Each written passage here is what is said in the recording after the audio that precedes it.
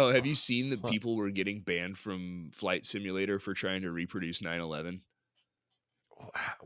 There's no way that the World Trade Center is in the game, right? Oh, no way. Oh my God. No way. Oh my God.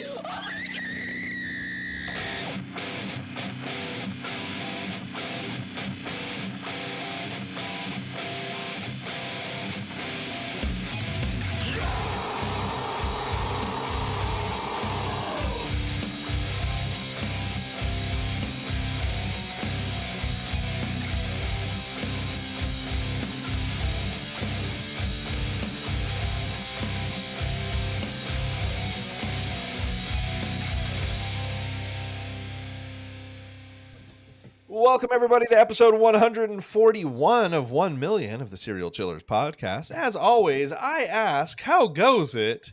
Gorthread, I mean, hella Greg. Wait, what? What was the question? No, I'm fine. I'm also here with a couple guests, and we'll get to them in a moment. But first, let me give you a couple references and citations for today. As always, we use the Wikipedia, biography.com, practicalpie.com, which is a practical psychology website, grunge.com, Greg's favorite, FBI.gov, the WashingtonPost.com, and an investigation discovery whose name I will give at the end so as to not ruin anything now. Check out the show on Instagram, TikTok, YouTube. You can buy stuff at the Threadless store. You can do one-time donations or donate monthly to the Patreon. You can join our Discord and hang out with us on a daily basis. Guys, if you were part of the Facebook group in the past, Discord is that on steroids. It's so much better than the Facebook group ever could have been. And when he says it's on steroids, he means it's more aggressive with a tinier penis. Exactly. If you want to send us cool drugs, explosives, anything that's actually legal, don't actually send us drugs or explosives, guys. We all know we're joking here. P.O. Box 1229, Clovis, California, 93613. All of that information. What the fuck is that shit, dude? SerialChillersPod.com. I'm not trying to commit a federal offense while doing my hobby. Yeah, while we're out here, don't donate to the Patreon either. I'll leave it to you to edit that part out.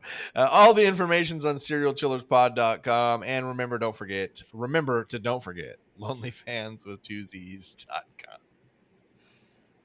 It's real. I don't know how many you guys have heard this probably 50 times now. And if you haven't checked, it's real. Greg owns and operates lonelyfanswith2z's.com. I don't want to take it from you though, Greg. Is there anything you want to add? No, I think we did a good job covering it.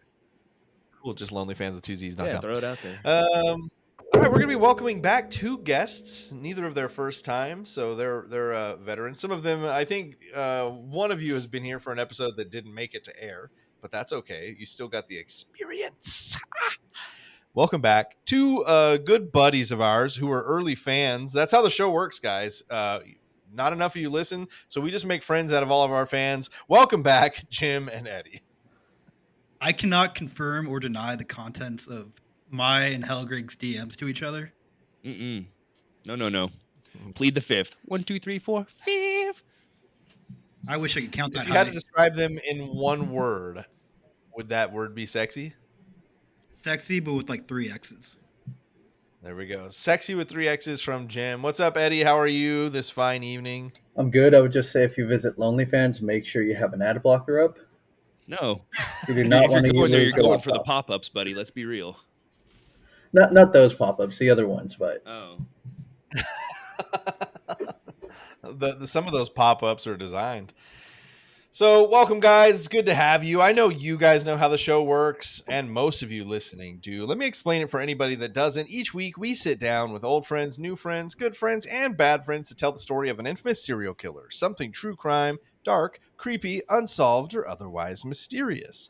If something along the line isn't clear, be sure to chime in, because if you have questions about questions, be sure to ask questions, because I cannot answer questions about questions if you never ask questions. Are there any questions? Not yet. do we get lifelines? Well. Do we get lifelines? Yeah, you got it. You ask hella Greg, and good luck with that. Well, exactly. Welcome to and let's play the Serial Chillers podcast. Oh, right. All right, guys. Yep.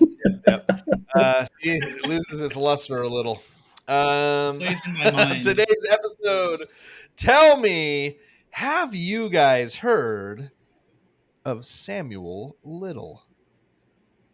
Oh yeah, I know everything about that guy. Why'd you just turn Italian? Been, Oh yeah, I know everything about this yeah, guy. I mean, Mr. Samuel Little, I know him from schoolyard you days. laugh, but like what 3 weeks ago, we did Yeah, Richard. we episode. did Richard Kuklinski, and Dustin and Ashley were like, "Oh yeah, we just watched a documentary about him like 4 days ago." I put that in the episode description. Like, that's how shocking it was. I was like, tell me, have you guys heard of Richard Kuklinski? And they're like, yeah, we just watched a documentary about it. Like, fuck. Well, don't say the what? name of it. Yeah, what are the odds of that? All right, so yes, today's episode, Samuel Little, for the first time since the return, you guys are going to get this in its full form because there is no sound gate on the new software we're using. Question number 1. In what year was Samuel Little born? In what year was Samuel Little born? Ooh, that feels good. It feels good to know that you guys heard that. Oh yeah, got the full effect. I felt it in my bones. Craig said, that's why I'm no longer wearing my headphones. What? I couldn't hear you. I took my headphones off. Also, can I give myself a shout out? Hello, future me. You're looking good today. There you go. It's important to pump your own tires. Clap for your damn We'll self. say I did that last positive time, affirmation is and it made my nice. day. So, doing it again. I make my daughters listen to the Snoop Dogg positive affirmation song on a pretty regular basis, and if they don't participate, then we listen to it again. Isn't that crazy that guy had a murder rap and beat it, and now does that? And now he does songs. The only thing I could be is myself. Only thing I could be is myself. All right, you guys got your answers. You can type them in if you'd like. You can hold them up on a piece of paper if you'd like. If we can't see them, I'll probably ask you to type them in. But Jim says 1912. Eddie says 1923. Those are pretty clear. I could see those pretty nicely, I think. I'll say I don't have that nice notebook he has with the nice pen either. It's not raining in his room there, though, so Make it's it rain. okay. Oh, shit. Oh. We're going to give Eddie 250 points to start this bad motherfucker off because Samuel Little was born June 7th, 1940. I'm going to give you guys, let's see, there are a total of, we got the standard 12 today. I haven't been really sticking to that, but today there is the standard 12 questions. So 11 to go, Jim. You know what we like to say around here, buddy? Plenty of time. June 7th, 1940, a boy named Samuel McDowell is born in Reynolds, Georgia. Although the information surrounding his parents is very unclear, it appears that he was born to 16-year-old Bessie Mae Little. So, you know, some killers we get, the reason that I can't cover them are because there's not enough information. Yeah, we know who they killed and they went to prison, but there's literally nothing else. We know nothing about their childhood. We know nothing about the process. We know they're not talking. No one close to them's talking. No one is close to them to talk.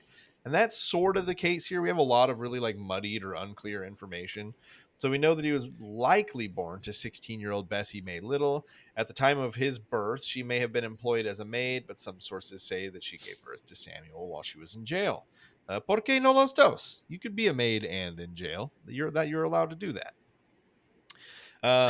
Samuel himself would claim that his mother was a teenage prostitute, and his coming into this world was as simple as that. So, like, yeah, of course I was born. My mom was a hooer. So, you know, there's that's how Samuel believes it took place. She could have been. Oh, yeah. We all know she could have been a maid in jail. Totally a job you can carry and do that. His father, 19-year-old named Paul McDowell, he was also said to have little or nothing to do with Bessie Mae and the child. And there's not really anything about him as far as information goes, other than that his name was Paul McDowell, and that's why initially Samuel Little goes by Samuel McDowell, his father's last name.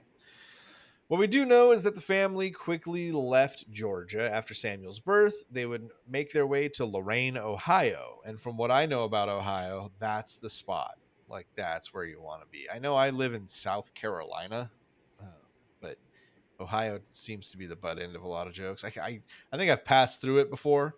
But let me tell you, if you meet guys like old Samuel Little here, I'll just keep hanging out in South Carolina. You know what I'm talking about?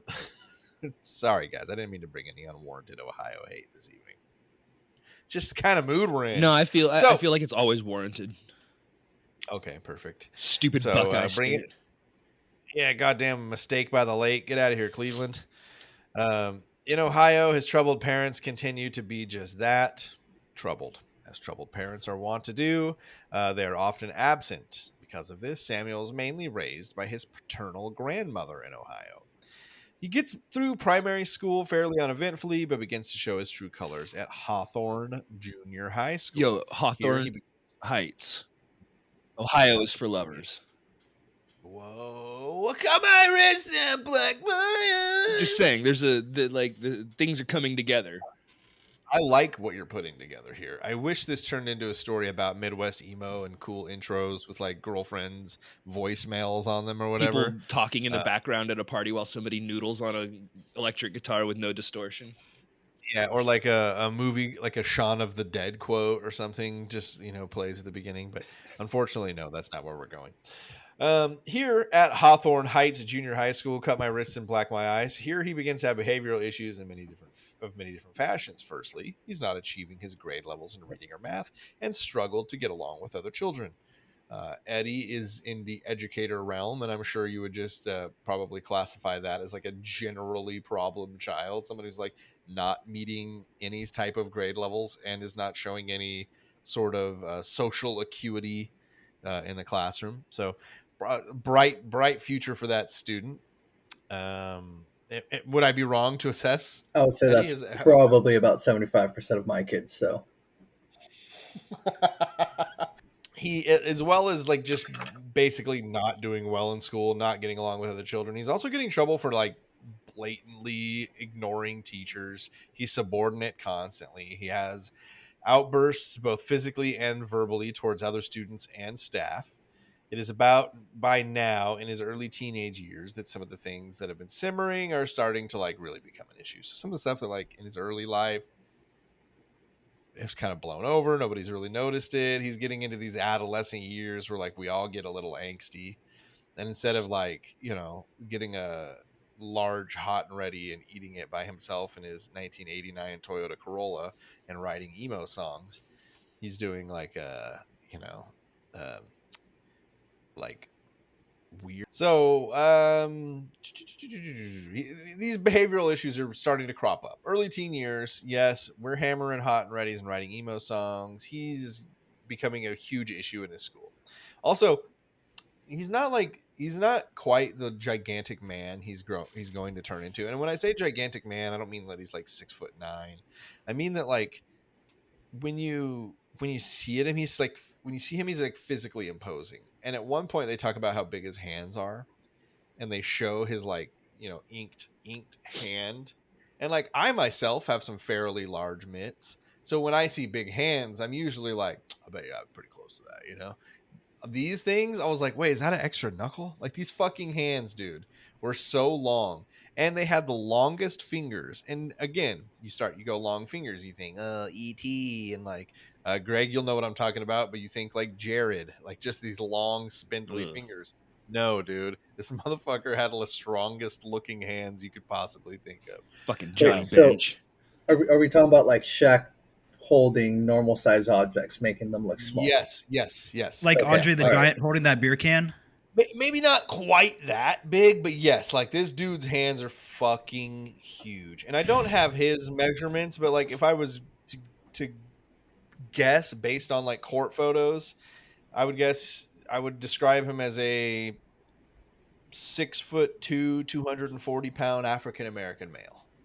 Like he's a pretty big, pretty intimidating. He takes up a lot of space in the photos he's in. He's not. You're not like, whoa, he should be in a freak show. He's so large, but just I don't know. There's something about him that's just a very like intimidating force. Some people Built got like a vibe. brick shit house.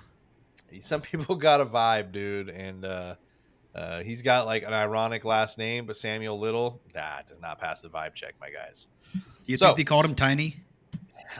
I would not call this guy fucking anything I didn't think he wanted to be called.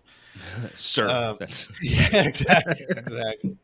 So one of the issues that are starting to crop up for him, and by his own claim, is that from a very young age, he had an obsession with women and their necks. As he grew older, the obsession with necks grew into obsession with strangulation. He claims that this all began in kindergarten when he saw his teacher touch her own neck. He was obsessed from then on out. What a strange thing to be 5 years old and see your teacher touch her neck and go, "Yep, it's gonna get me hard forever." I mean, I think if you know that at 5, you're on the right track. Or you're like, "Whoa, I'm starting to really think strangulation is good. What could I possibly? Oh, these things, these I mean, giant hands." sometimes it works out well and you just develop like cool kinky sex, and sometimes it doesn't work out well and you David Carradine. Ah. Question number 2. At this point, mid-teenage years, Sam begins a little collection of what? Is it A, stolen women's scarves, B, true crime magazines, C, baseball cards, or D, vintage cola bottles? Stolen women's scarves, true crime magazines, baseball cards, vintage cola bottles. So you said vintage cola bottles, and it made me think of maybe it was either American Dad or Family Guy, where they had the bottle with all the layers of colored sand in it, and it was either Peter or Stan grabs it and shakes it up and then goes, there, now it's nothing, and gives it back. That seems like more of a Stan thing, I'm not going to lie. All right, boys, what'd you say? A, stolen scarves, B, true crime magazine, C, baseball cards, D, vintage cola bottles. C. Baseball cards and scarves. I had to spell check that. I think you're good. Do you know if the Me too. text box spell checks for me? Just anytime you held up a handwritten misspelled word, it just goes audibly. So Eddie said stolen scarves. Jim said baseball cards. Great guesses. No points. Samuel at this time began to collect, as a lot of us listening probably have, true crime magazines. However, the true crime magazines that he tends to collect have a subject matter that all tends towards one thing. If you're not thinking it yet, you probably close. Strangulation. Basically, if there are any stories about strangulation inside of any true crime magazine, that's the one he's buying. He's taking that one every single time. Do you What think? like? Do How you you know think he you're was hooked? like Dick Tracy type true crime magazines? Yeah. Like, Well, I mean, I'm it Dick is like Tracy. Take that, Prune Face. Now I'm Prune Face. Take that, Dick Tracy. Now I'm Prune Tracy. Take that, Dick Face. oh man, we tried to whap do So yeah, it's the mid 50s, so you're not that far off. They are, what do they call them? Like like penny magazines. Is that what they called them? Yeah. Like they're everywhere and they're not hard to find. He'll basically go to the news rack, peruse, find one that has something to do about a woman being strangled, and he's like, "Yes, I'll take one of these, please." And he goes to school and does weird shit and doesn't listen to teachers and concerns everybody. So, in 1954, Samuel is committed to the Boys Industrial School. Sounds like a very warm and lovely place to land when you're trying to figure out your life, right? Where do you go? I go to the Boys Industrial School. It is a reform school for wayward teenagers, if you hadn't guessed it by now. His claim is that he was sent there for stealing a bicycle and spent approximately 1.5 years at the reform school. Question number 3.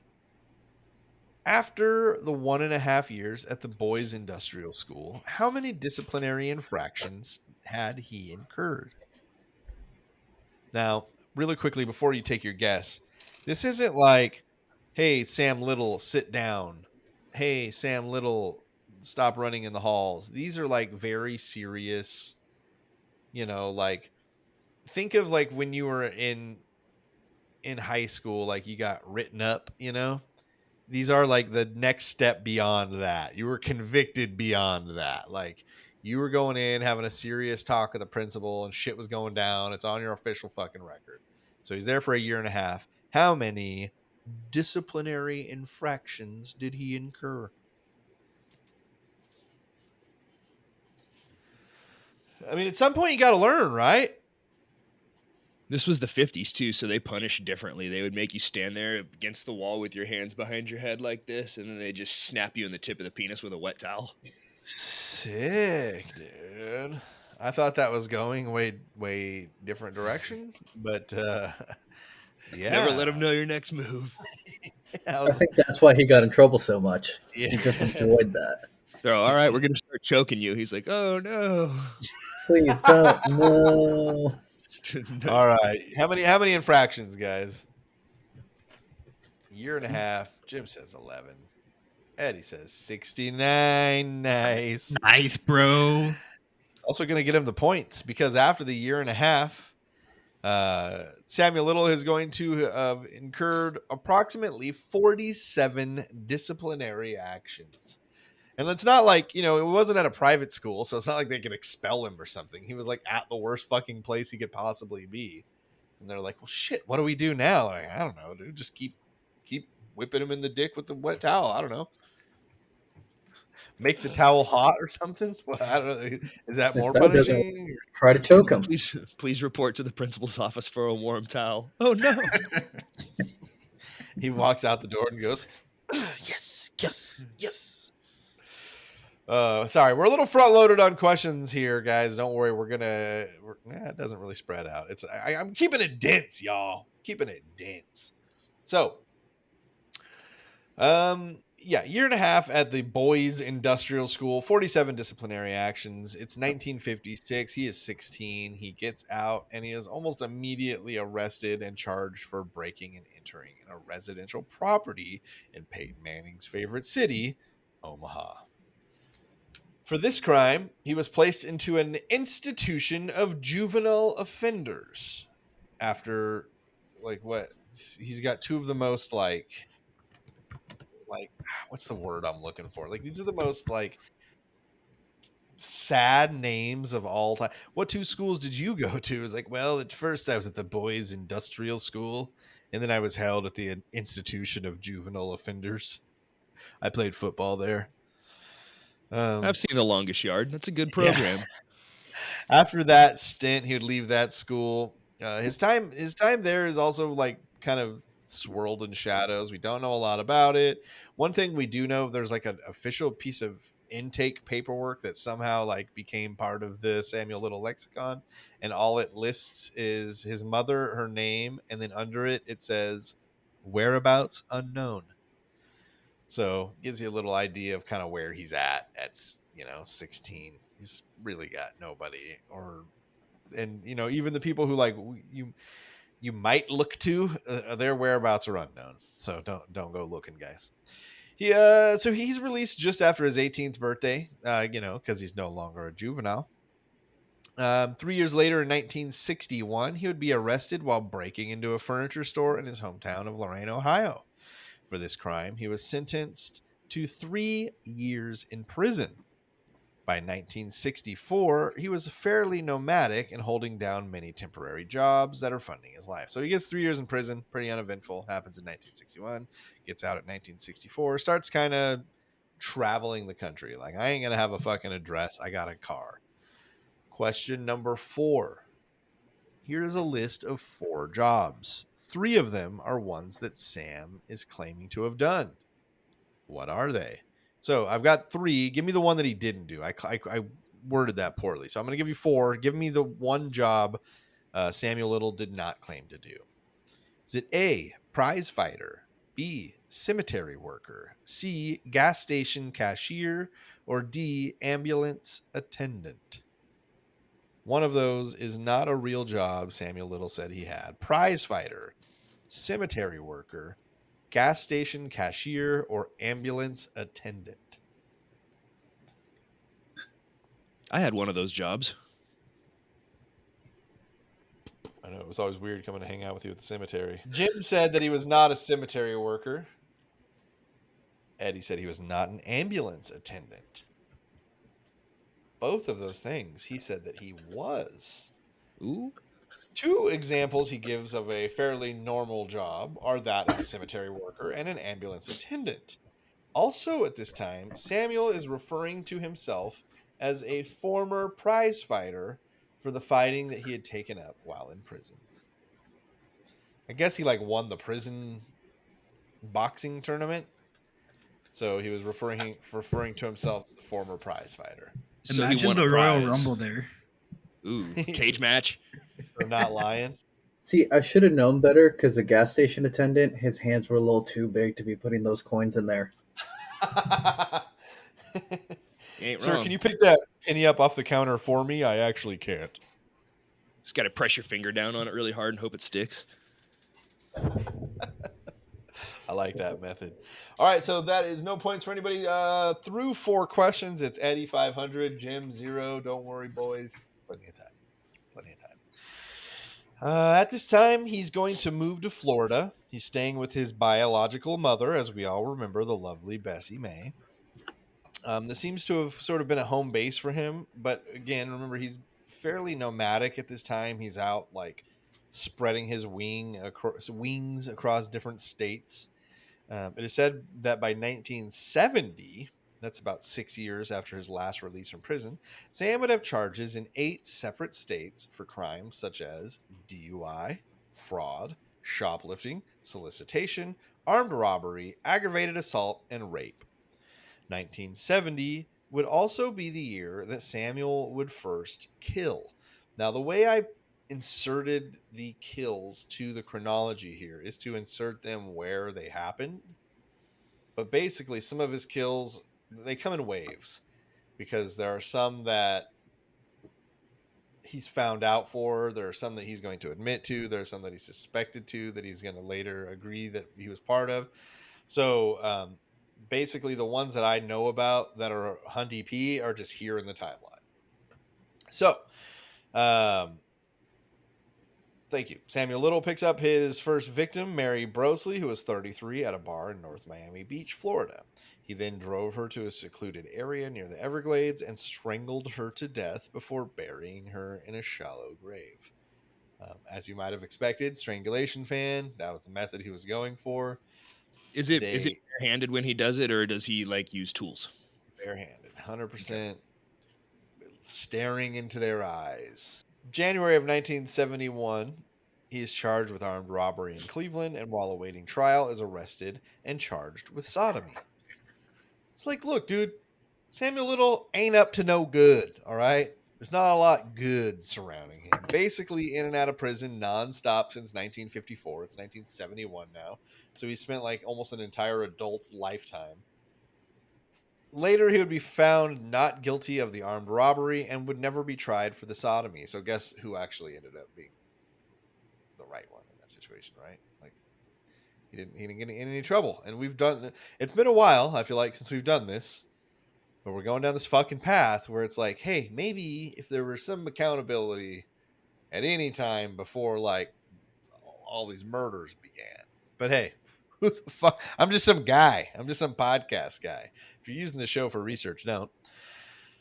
After being acquitted, Samuel Little finds himself entangled with a captivating woman named Aurelia Jean Dorsey. He's fallen in love, guys. He's fucking falling in love. And you know what? That's sweet, isn't it? Question number 5. Aurelia Jean Dorsey was older than Samuel Little. By how many years? By how many years was Aurelia Jean Dorsey older than Samuel Little? I don't think Jean was a middle name. I think it was a nickname. Her name is Aurelia Dorsey, but she goes by Jean for whatever reason. How old is he at this point? This would be 1971. He is 31 years old. I know, we've kind of flown through his life, huh? All right, what do you guys got? How many more years older was Aurelia Dorsey than Samuel Little? Eddie says 12. Jim throws that backwards and says 21. We're going to get Jim his first points of the night because Jean Dorsey was older than Samuel Little by 27 years. So at this time, she was in her late 50s. Samuel Little in his early 30s. But, love is love, guys. Love is love. As long as your love is all over the age of 18 and they're consenting adults. Okay? Yeah. Just throwing that. Let me just clear that up. Throw that out there. I was If gonna you're say that 31, you want sounds to like date a one of those. 58-year-old, like it's like probably not as normal as dating another 31-year-old, but god damn it, it's more normal than like trying to finger a child. So, Samuel Little's got let's call it a partner in crime now, because she's like very clearly aware of his disposition, right? Like she's not like, oh, I thought he was a financial advisor. Their connection is going to blossom into what is referred to as a deep bond, as they become not only lovers but also partners in crime, embarking on what they call their adventures together. Their journey comes to an abrupt halt, however, when Jean Dorsey succumbs to a devastating brain hemorrhage in 1988. But I mean, that does mean that they spent like another 17 or 18 years together after he got out of prison there. So Can I tell you how much I hate it when like shit people like this refer to their like crimes as our little adventures? Like it's like it's not a little adventure. You murdered people. yeah. So Like she is at not in least it's a quest. she is not involved in the murders, and some might say that she wasn't aware of the murders. Like she's very clear he's a criminal. She's very like understanding that that's how he gets through life, is by committing acts of crime. I'm not sure that she knew that he was out like murdering prostitutes and unsuspecting women at bars, but who knows? She died of a fucking brain hemorrhage. But let's talk a little bit about how they lived through the vibrant 70s. They traverse through the American East Coasts and South, a little bit of the Midwest, trying and relying on their cutting skills to sustain their quote unquote unconventional lifestyle. Their means of survival involve a combination of shoplifting, burglary, and the illicit trade of stolen goods. However, it is during this tumultuous decade that Little confesses to a series of heinous murders committed across both regions, leaving a trail of mystery and unanswered questions in his wake. So this like early 70s, we'll kind of, we're gonna get to it. You'll see, 70s and 80s are when Samuel Little's gonna start popping off hard. Despite frequently finding himself on the wrong side of the law, Little manages to evade lengthy incarcerations for his various petty offenses. His time behind bars remains minimal, allowing him to continue his enigmatic existence outside the confines of the prison walls. The dude has basically been studying criminals since he was a kid. Like, he got the true crime magazines. He's been in and out of the court system since he was 12 years old. We're pushing his early 40s. The dude just knows the system. He knows how to get around a lot of shit. He knows how to work cops. He knows how to work victims. He's just sort of like a seasoned veteran at this point, which is shitty, but it's real. He is arrested right when I'm thinking we're at the end of 1980 here. He's arrested for the crime of the intent to ravish or rape outside of St. Louis, Missouri. His victim tells police that he choked her from behind with an electrical cord, forced her into his car, beat her unconscious, then drove to a remote location and raped her. Question number 6. We've seen him wiggle free from crimes before, but not this time. For how long would he be behind bars for this crime? This is one we just described. This woman lived through this encounter with him. He was charged with intent to ravish and rape outside St. Louis, Missouri. Choked her from behind, electric cord, forced her into a car, beat her unconscious, then drove to a remote location and raped her. How long is he going to spend behind bars this time? He's wiggled out a lot. There is no doubt. So just to be clear, how long was he actually in jail, not sentenced for? Correct. How long Okay. did he spend in jail this time? Okay, boys. How long did he spend behind bars for this crime? Eddie says 6 months. Jim says 2 years. Eddie's going to get more points because for this crime, he is sentenced to 3 months in county jail. That does not seem proportionate to the crime committed. Just throwing that out there. What you mean? I'm not an expert on the law. Leniency on criminals makes more criminals. Is that, or like makes them do more crime? Is that what? Because there's no repercussions for their actions, right? That's I mean, listen, I'm not trying to get into some like political argument, but yeah, that's basically what's happening in this case for sure. okay. Just making sure we were all on the same page. So, for this quote unquote attempt to ravish and rape that he is charged with, which was plead down, by the way, because he did rape this woman, he is sentenced to 3 months in jail. Not 3 months later, Annie Lee Stewart, who was 32, was murdered on October 11th, 1981, in Cincinnati, Ohio. He strangled her and disposed of her body in the woods behind some apartments off of Queen Anne Place in Grove City. So that's kind of his deal, man. He's just like, it's a process thing for him. It's not no products, doesn't need anything, takes no pleasure once he's done. Kill him, He's rape not him. taking any trophies or anything. He's not. Nope, leaving him behind. Not Finding making a scrapbook. the nearest, easiest place. Like, oh, look, he did build or dig one shallow grave. This one is literally like he threw her in some woods behind an apartment complex. Like, we all know an apartment complex with some woods in it. They're never woods. There's some tree. You know what I mean? So, and we're going to see kind of moving forward that that's just the way he's going to operate. In 1982, a shocking incident unfolded. And okay, you guys are just going to have to hang with me, Mississippi, in Pascagoula, Mississippi. Yeah, that's 100% right. Don't at me. The authorities suspected him of being involved in the disappearance and murder of a young woman named Melinda Rose Lepre. She was only 22 years old at the time, and despite the gravity of the accusations, the grand jury decided not to indict Little for Melinda's murder.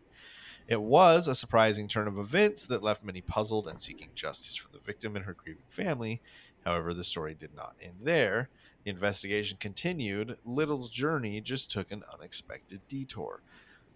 He does continue to also run into cases where there's just not quite enough evidence.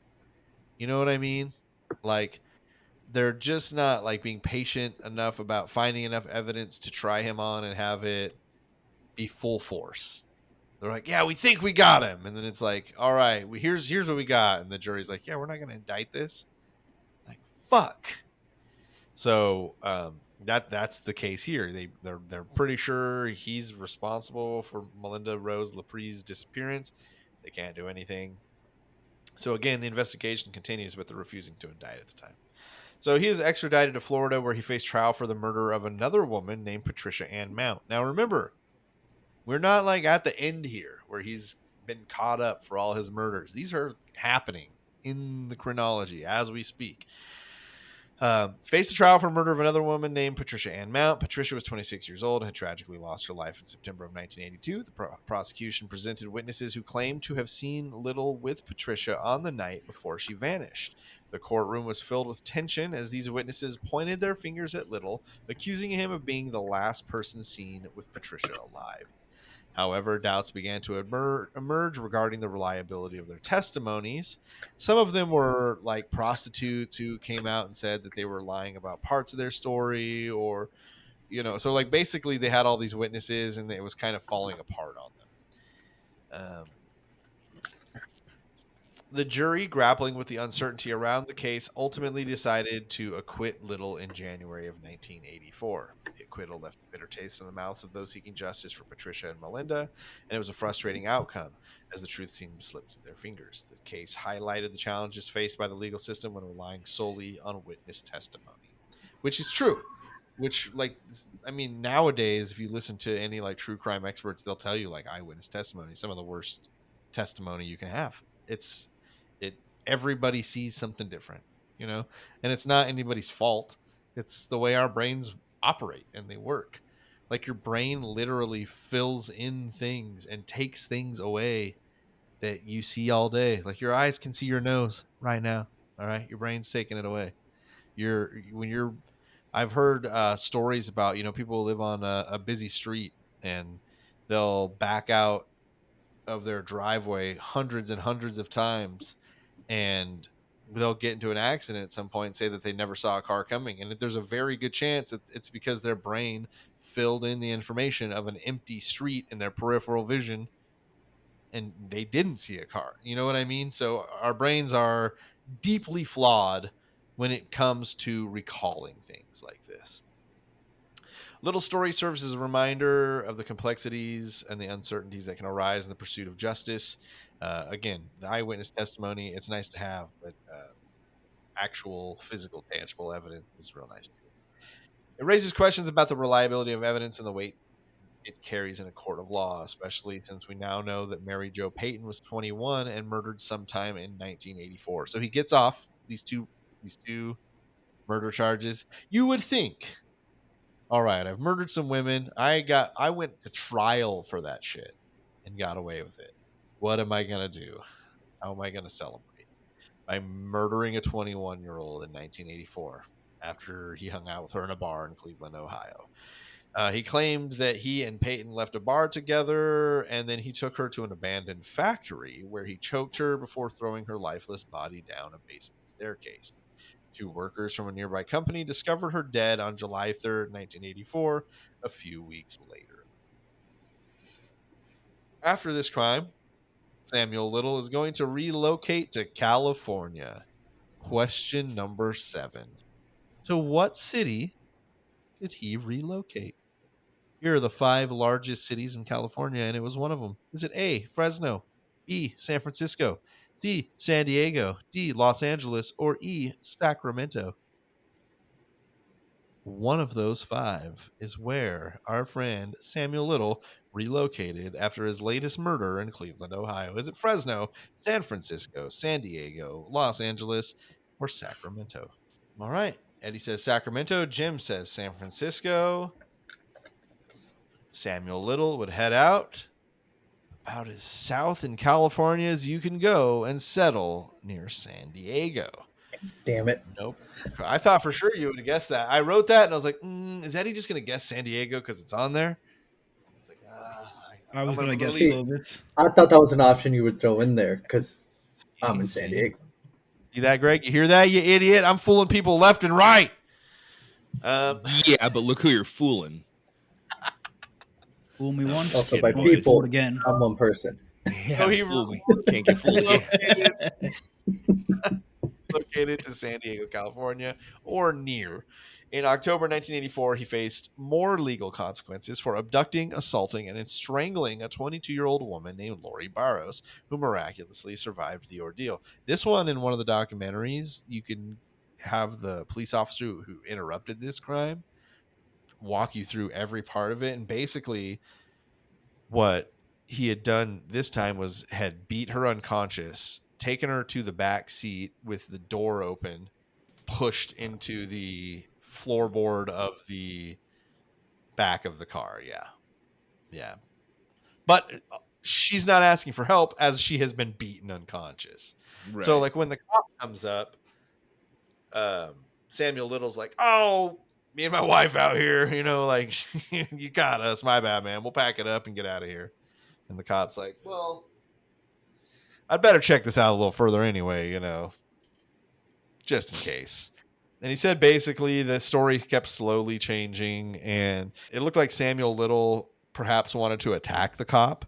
until he realized that the cop had a second cop there. So it was just like a weird situation where, you know, he's like, You "Oh, got lucky. got me and my wife fucking out here." Then he's like, "Well, you know, me and this woman I know. All right, so look, I had a whore out here. All right, listen, I can't do anything about that now. You got me." But and then he's like staring at the cop's gun, and basically the cop was like, "Yo, don't do anything stupid." And finally, Samuel Little's like, "Yeah, fuck, you got me." He's got two hands and they got two necks.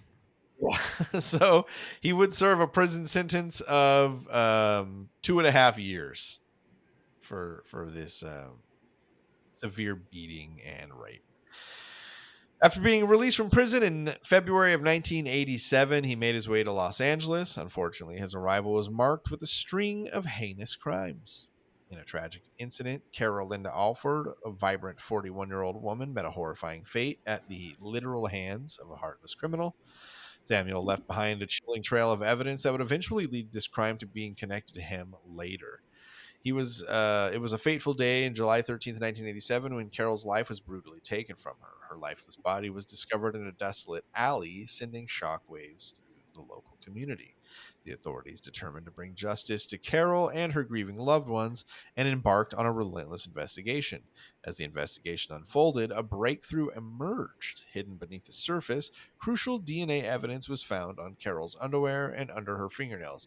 We're like very, very early. It hasn't been used in court or anything, but DNA analysis and DNA evidence is like a thing that is starting to happen. If I'm not mistaken, the O.J. Simpson case was the first trial that used DNA evidence. And that was the very early 90s. So we're not far off from it being a thing. And I'm going to get an email or a YouTube comment 4 minutes after it goes up about how I'm a fucking idiot. And that definitely wasn't the case. But here I am, you know, where's your podcast? So this lost a spot. Where are you, Greg? Okay, so the discovery would prove to be the first step towards unraveling the mystery surrounded by her untimely demise. The scene that unfolded before the investigators was both heartbreaking and disturbing. Carol's life had been extinguished in the most violent manner some of the police had ever seen, leaving her partially unclothed from the waist down. The sight was unbearable for her daughter, who tragically had to identify her lifeless mother. An autopsy conducted on Carol's body revealed the horrifying truth that she had been strangled to death. The examination also uncovered additional wounds, including a devastating head injury caused by a quote-unquote powerful blow. They think it was a punch, like a devastating head injury by a punch. So just remember when we were talking about, you know, the intimidating vibes. The authorities, fueled by determination to bring justice to Carol and her grieving family, vowed to leave no stone unturned in their pursuit of Samuel Little. The haunting discovery on September 3rd, 1989, at an abandoned auto repair shop in Los Angeles, California, the lifeless body of Guadalupe Apodaca, who was 46, was uncovered. It was a young boy innocently kicking a soccer ball against the building who inadvertently stumbled upon this chilling scene. There's this kid, I guess, like in the alley, kicking a soccer ball against the wall, and like as kids do, he walks up and he like looks in the window, and inside the, you know, abandoned auto shop, there's a dead body. So You guys want to see a dead body? authorities swiftly arrived at the scene, piecing together the horrifying details of this crime. Question number 8. It is said that he may have killed Guadalupe Apodaca by different means than his other victims. By what means may he have killed her? Was it A, gun, B, a knife, C, a knee to the chest, or D, a garrote? Garrote, that's some That's some Godfather shit. yeah, I think of what's his face too, Gacy, Yeah. that old twisty garrote and a magic trick. Knee to the chest sounds like a Mortal Kombat finisher. Finish him. All right, was it gun, knife, knee to the chest, or a garrote? Jim says knee to the chest. Eddie says a knife. That's not a knife. See, you've played knifey spoony before. We're going to put 250 more points over on Jim's side, closing the gap to 500 to 750. Because, yes, indeed, it was determined that Little had callously knelt on Guadalupe's chest, depriving her of life, strangling her until she likely succumbed to a seizure. I feel like it was like an accident where like he was on top trying to strangle her, but he's just so big that the Yeah, knee did the might be job. right. And she died of a seizure, they believe, not of being strangled or suffocated. So the lack of oxygen led to a seizure that actually killed her.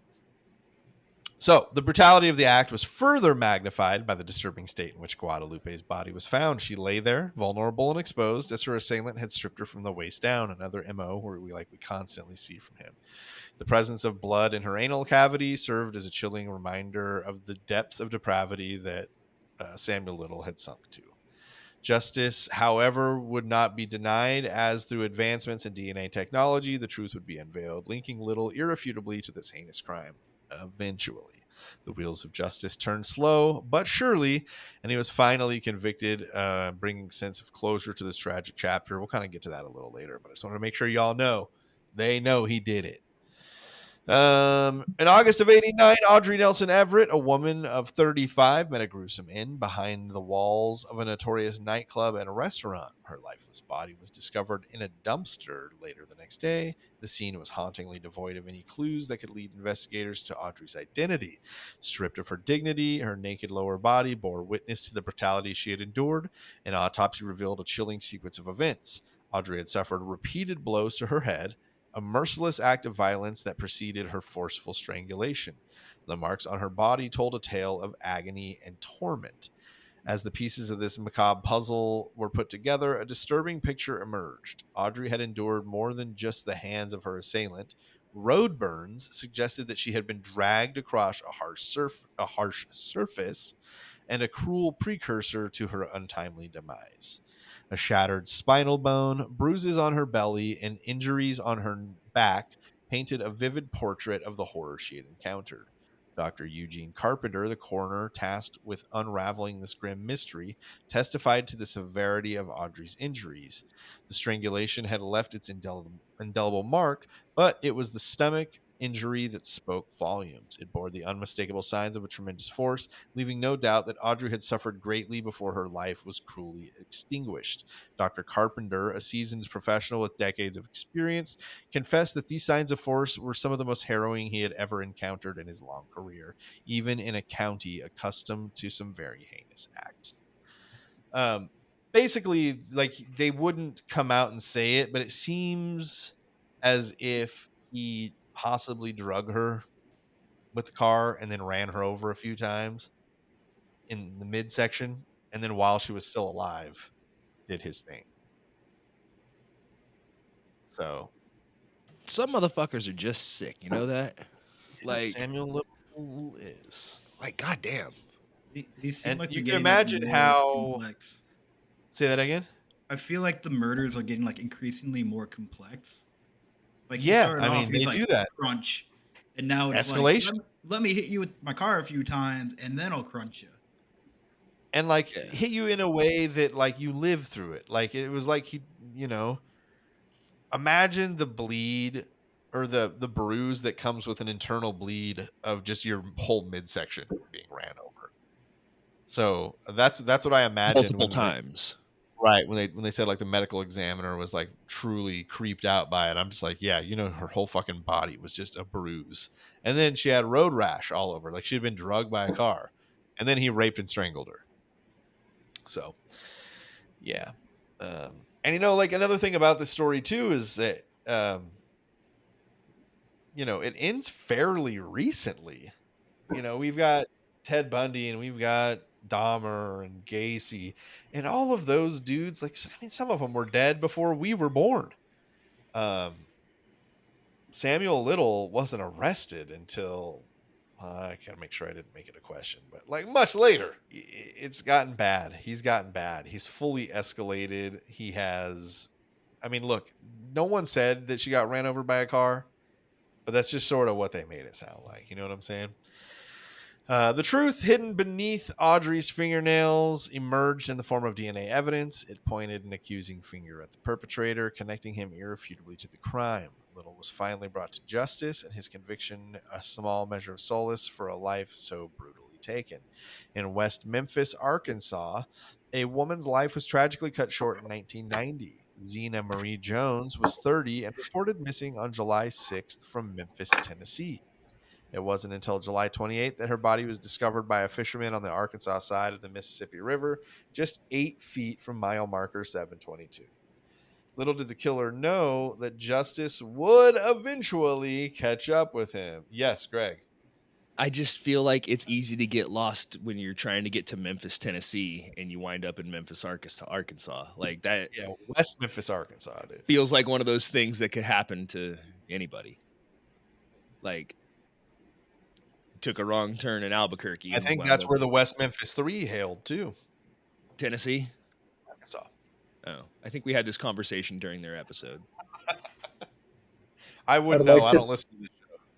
I'd like to think on his way there, he opens up one of those big old maps because he don't have Google Maps at the time either. He's like, "Was I supposed to turn left back there?"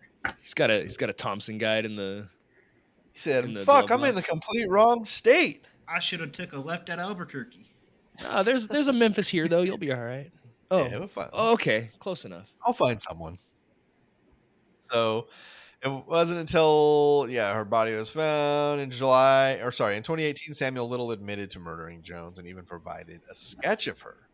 He claimed that she was a prostitute and he had picked her up from a Memphis motel and that he choked her when a police car had passed them. Once he crossed into Arkansas, he dropped her body into the river and pulled up to a bridge. Finally, in August 2019, Little was found guilty of her homicide. It's just like, oh shit, there's a cop.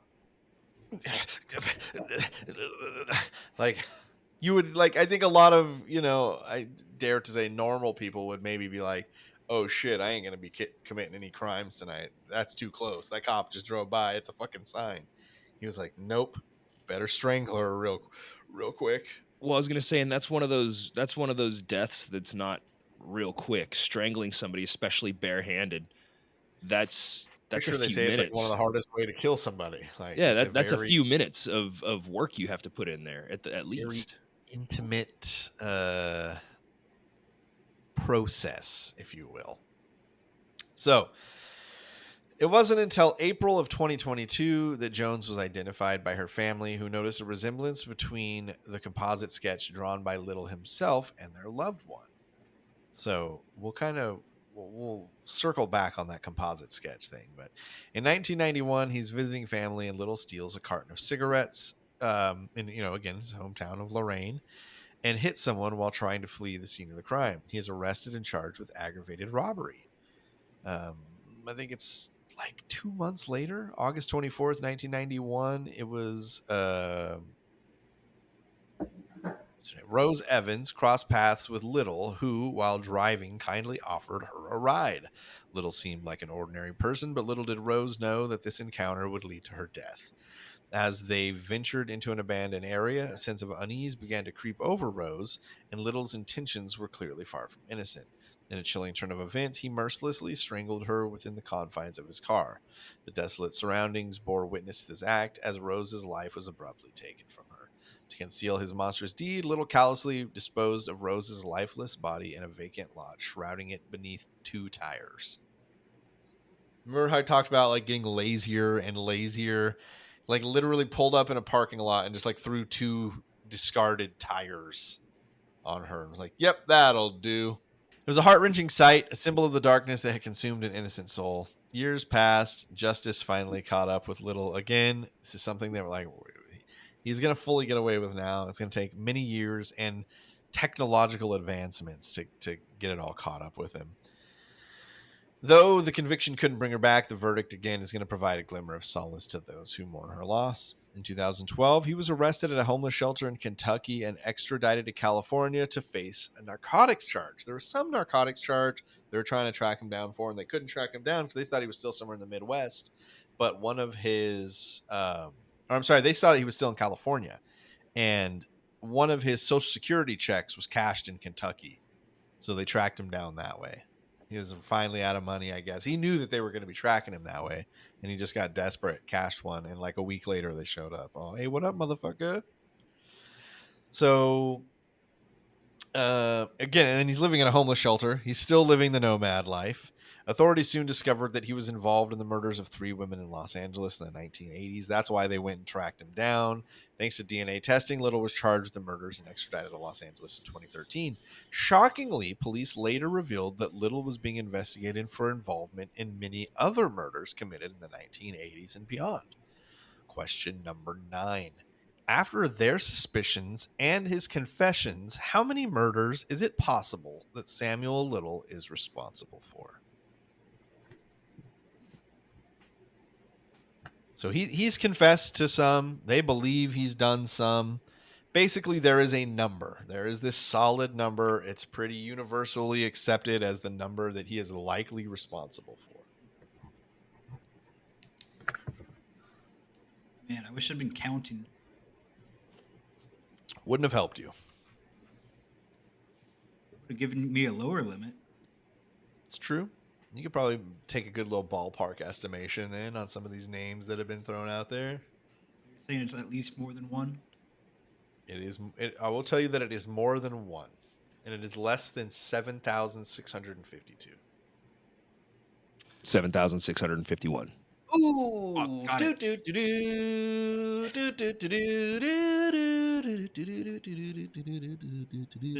All right, you guys got your answers? 420 or 666. Eddie says 17. Jim says 13. We're going to give Eddie 250 more points to double Jim's score of 500 at 1,000. Listen, Eddie was the closest, Eddie but was Eddie the wasn't close. Exactly. So Eddie has 1,000. Jim has 500. In total, Samuel Little was tested for involvement in 93 murders of women across the United States. Let that sink in, boys. That's a lot, dude. That's like most serial killers. I mean, they keep it like I want to say a reasonable number, but it's not it reasonable. Likely, if true, makes him the most prolific serial murderer in the history of the United States or world. Well, I mean, I know like Otis Toole and them.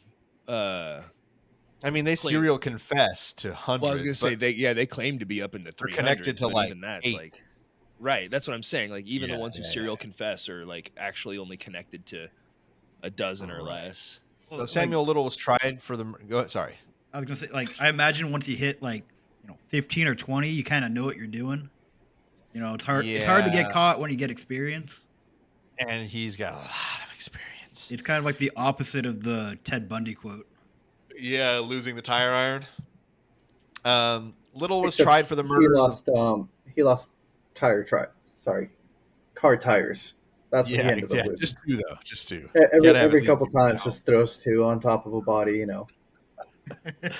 So he was tried for the murders in Los Angeles of Alfred, Nelson, and Apodaca in September of 2014.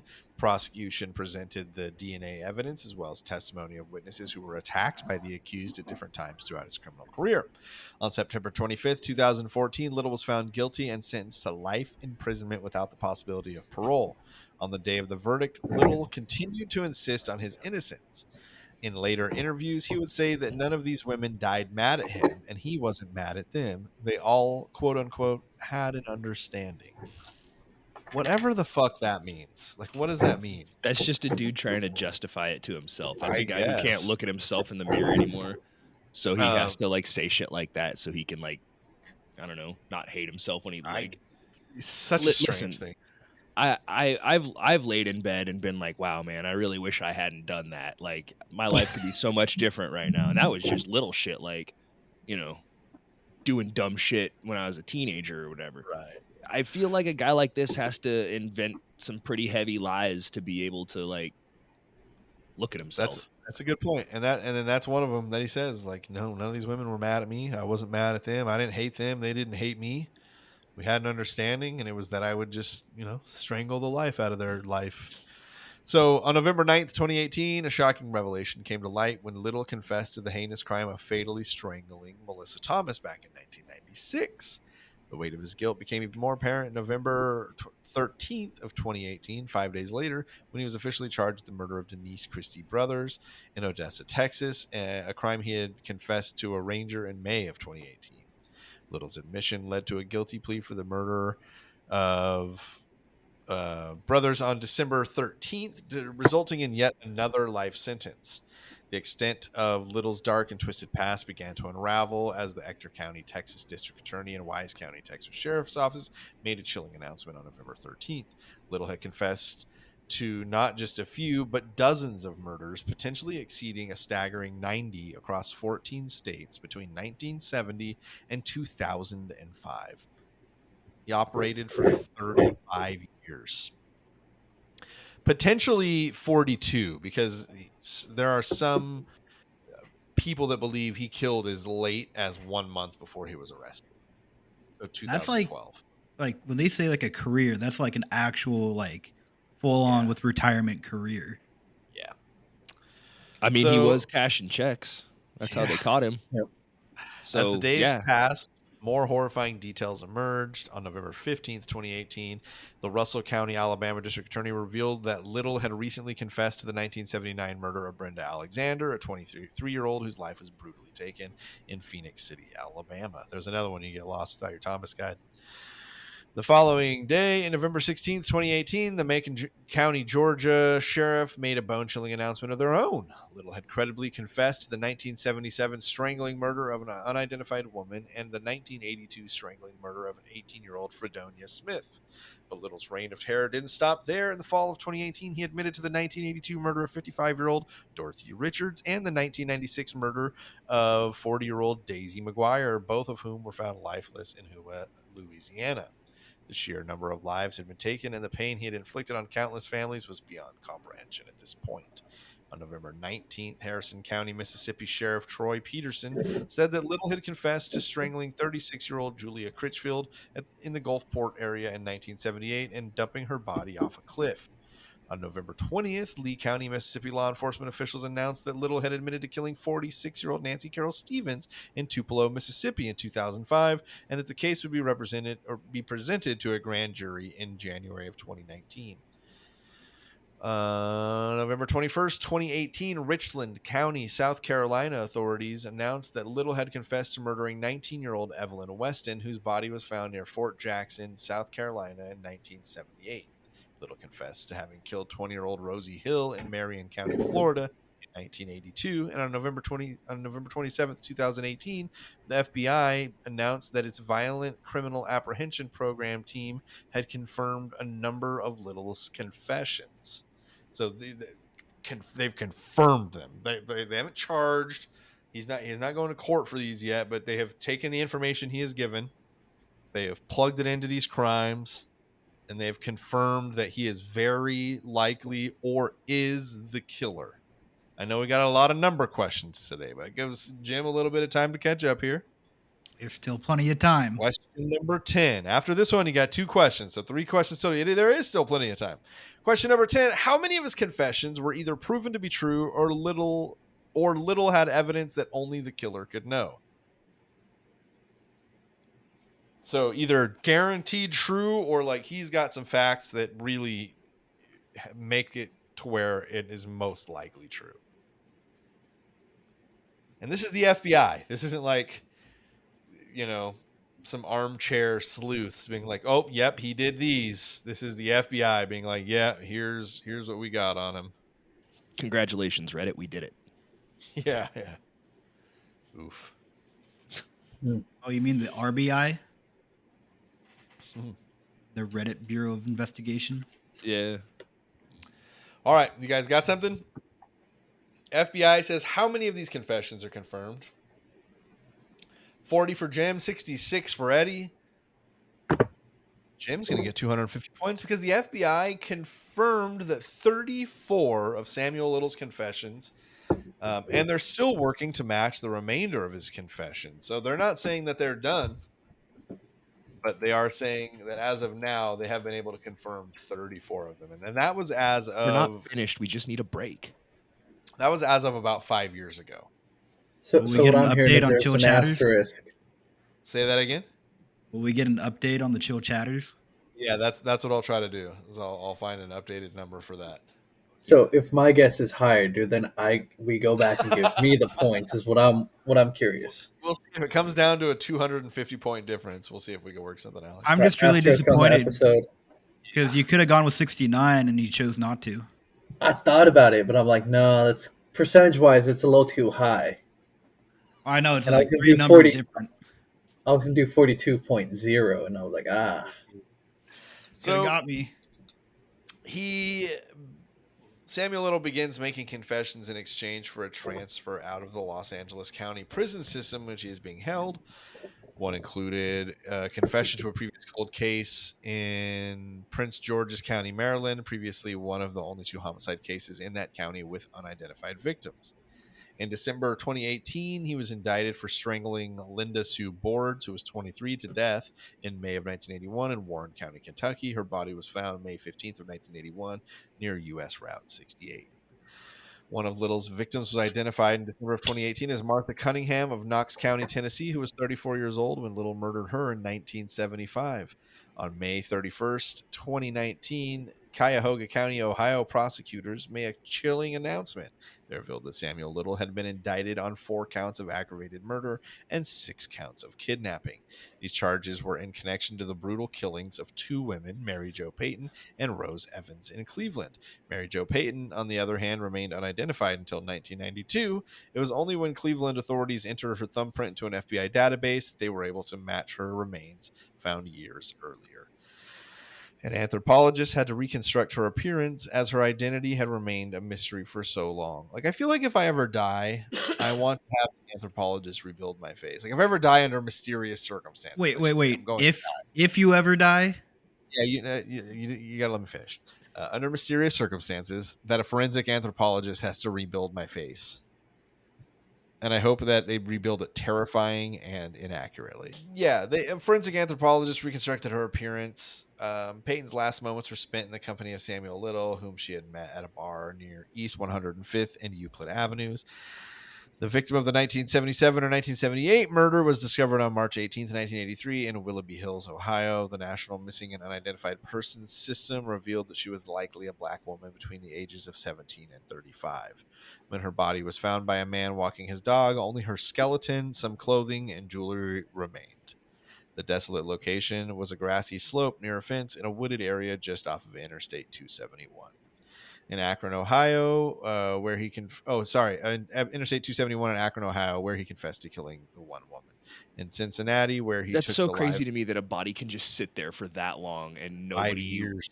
nobody runs across it, and then one day some guy's just like, "Oh shit, I walked my dog up here." yeah." Like, you just decided to walk your dog there one day, or have you been walking past that every day for the last 3 years? Didn't realize it too. There was one time my family and I went on a hike, and I got a little freaked out because I had my daughters with me, and they were probably like 4 and 5 at the time, and we went on a hike.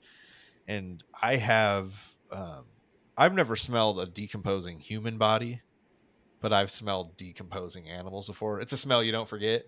It's a very distinct smell. Yeah. And we got about a mile into the trail, and I started really smelling it. And it had to be a big animal, because like a coyote's scent doesn't carry on the wind like that when it dies on the side of the trail or whatever. You got to be pretty close to it. And so it was a loop trail. We were basically like, well, I'm not going to turn around now. It's longer back. So we kept walking, and eventually we came across a dead cow, and like made me feel better about what I was smelling. But kind of one of those situations, it's like out random hiking trail. Like, if nobody went by a decomposing body for the 3 days where it smelled abso-fucking-lutely awful. Yeah, but I mean, I'm just like, how does it go there for 5 years and then one person just one day is like, "Oh, look at that." Like, You walk your dog up on top of that hill by the fence? Well, I'm trying tomorrow. yeah. There it is. That's how it goes. I mean, I'm pretty sure I've heard an episode of you guys where they're looking the perimeter and they're just like 5 feet away from where the body was, and they just did Yeah. not go wide enough. 100%. I remember that. Little's other victim in Cincinnati remains unidentified, known only as Jane Doe. The details surrounding her age and the exact date of her murder are shrouded in uncertainty. However, it is believed that she was somewhere between 15 and 50 years old. That's pretty much all the information they've got. She was a slender African-American woman who wore glasses and resided in Cincinnati's Over the Rhine neighborhood, and Little left her lifeless body next to a cigarette billboard. Question number 11. Second to last question here. We got a close one, though, guys. Anybody's game. A breakthrough would happen that would help identify some of his victims. What was it? Was it A, they found documentation of the murders in a diary entry? They found undeveloped film that identified multiple victims? Drawings of his victims, or a psychic helped identify them? Found documentation of murders in diary entries? Found undeveloped film, drawings, or a psychic helped identify them? There was a psychic boom in police work for a while. And if you've been listening to the show long enough, you know how I feel about psychics. And you know how I feel about psychics. Yeah. We don't even need to share our opinions. You guys write it down? You guys good? Cue Jeopardy music. Got it.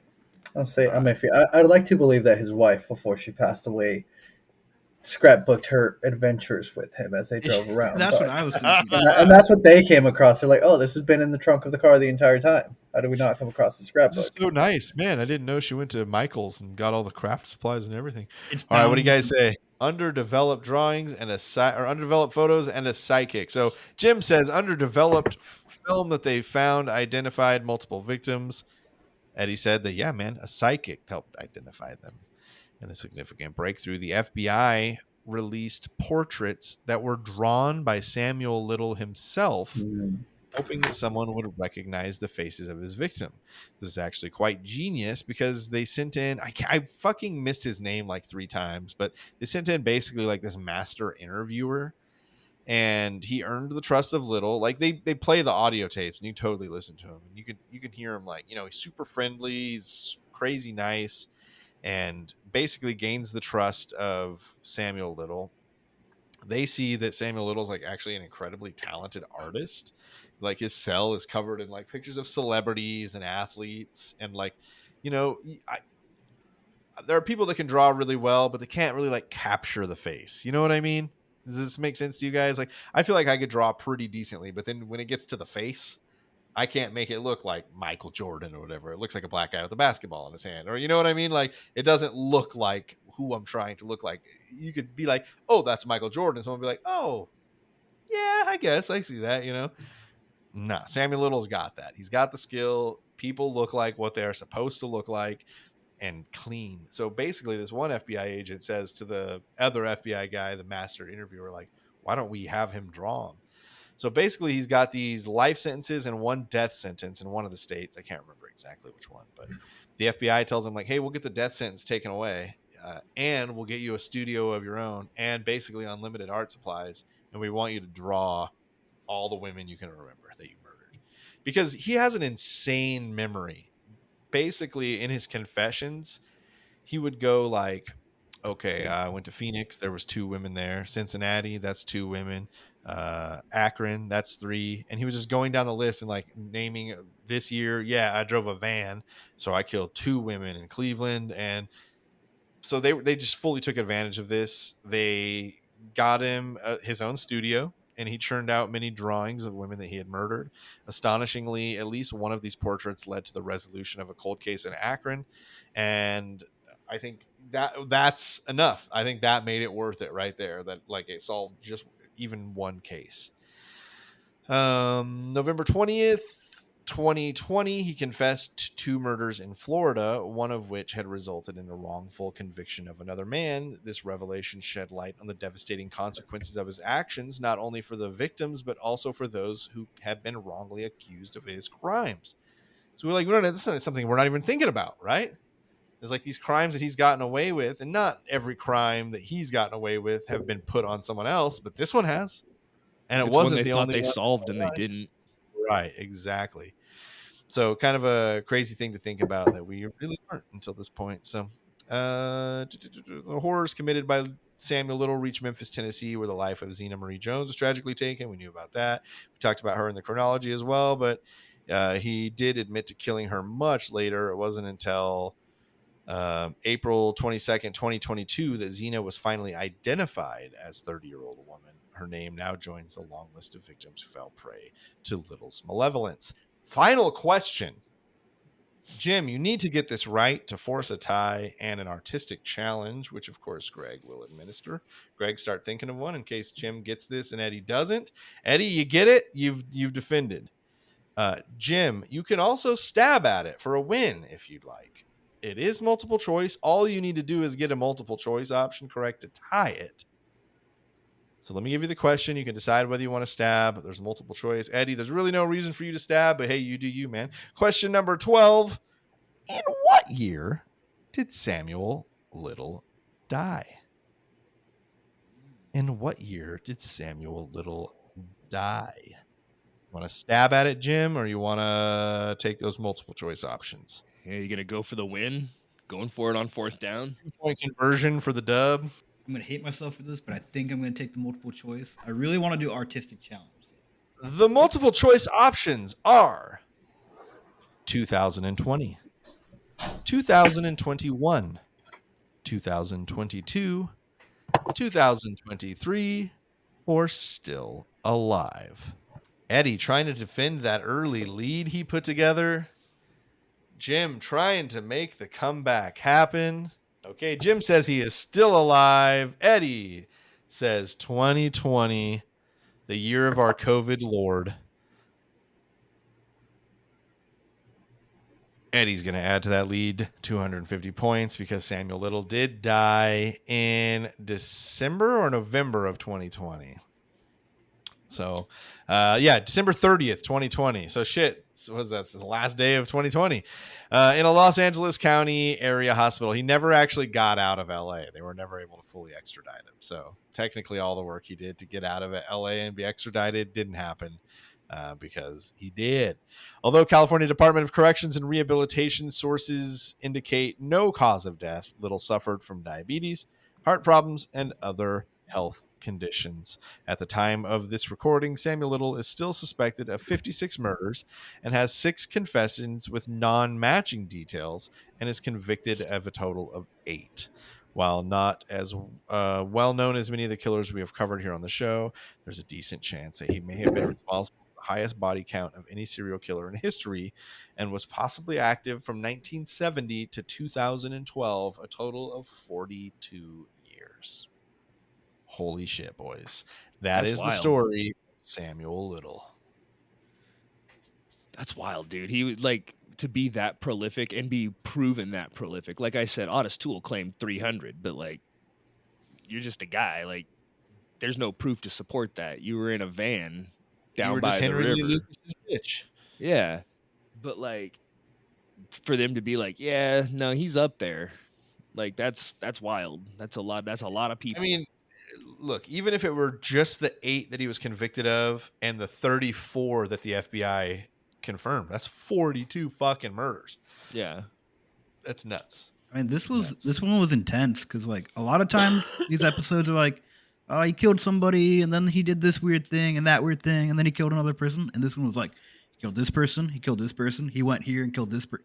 It was just like there weren't any like, oh, that was weird. Non-stop. I mean, the crazy thing for me is like you think with technology, you know, they're able to track people a little bit quicker, make things a little bit easier, connect them, and he went from no DNA being used to DNA and technology available to be used. And I it's mean, still like think about the high of a technological number. advancements that are different between 2012 and 1970. Not much. Not when you even think just about in it. forensics, just in everything. Think about like what a TV looked like in 1970 and what it looked like in 2012.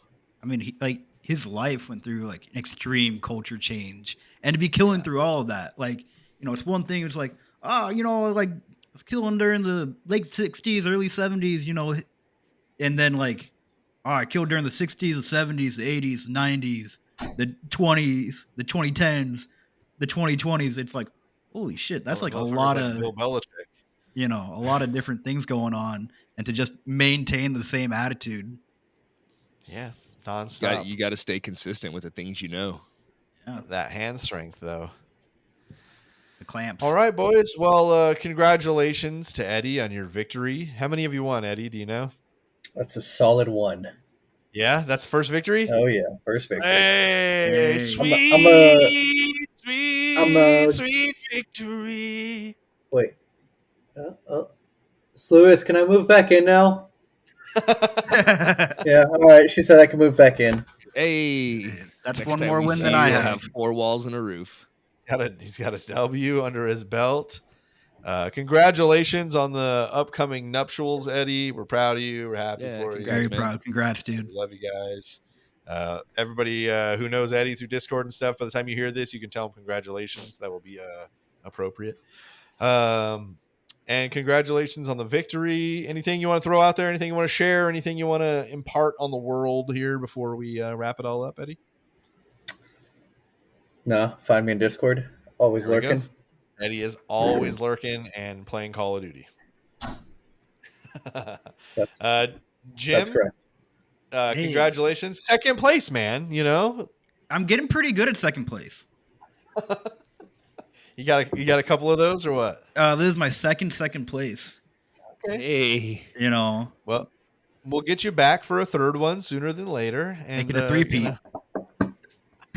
anything you want to share or throw out there, buddy, before the end here? I very occasionally stream on Twitch at the Watcher 7979. Try to get that going again. It's been a while. It's really something I do when I'm feeling lonely. So if you see me in there, it'll notification in the Discord. If you see that pop up, come hang out. Means I'm looking to talk, looking to chat, looking to chill, play some games. Lonely Exactly. Jim's Mr. Lonely. I sometimes I have a lot of time on my hands and not a lot of friends around. So come hang out. Jump on Twitch, come hang out in Discord, do all the damn things. We're a podcast, guys, but I feel like we've grown more into like a social club and safe place. Like the you Discord is can you definitely can like say it, dude. We're a cult. it's fine. Yeah, there we go.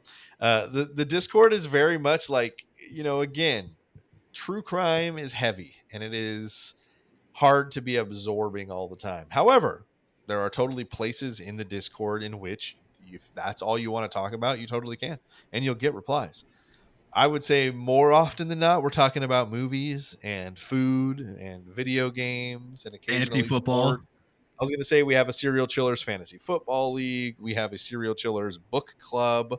There are definitely things to do, ways to interact with some of the guests that you hear on these episodes, and with Greg and I. We hang out in there. We're in there. I mean, rarely does a day go by where I haven't at least checked in and said what's up to everybody in the Discord. It feels like it's one of my first stops in the morning. I do a morning poop and emails and Discord. Those are the first two things that I get to. So feels important. Feels good to be there. So yeah, man, find out all these guys in Discord. Greg, What? what do you want to share before we leave this wonderful episode 141 with a couple of our good buddies? Was it right? Is it 141? I think it's 142 because there's going to be a half episode in between it. Yeah. Yeah, but I think I counted that. I have a list here, so it Oh, is. well, fuck. I titled this one wrong.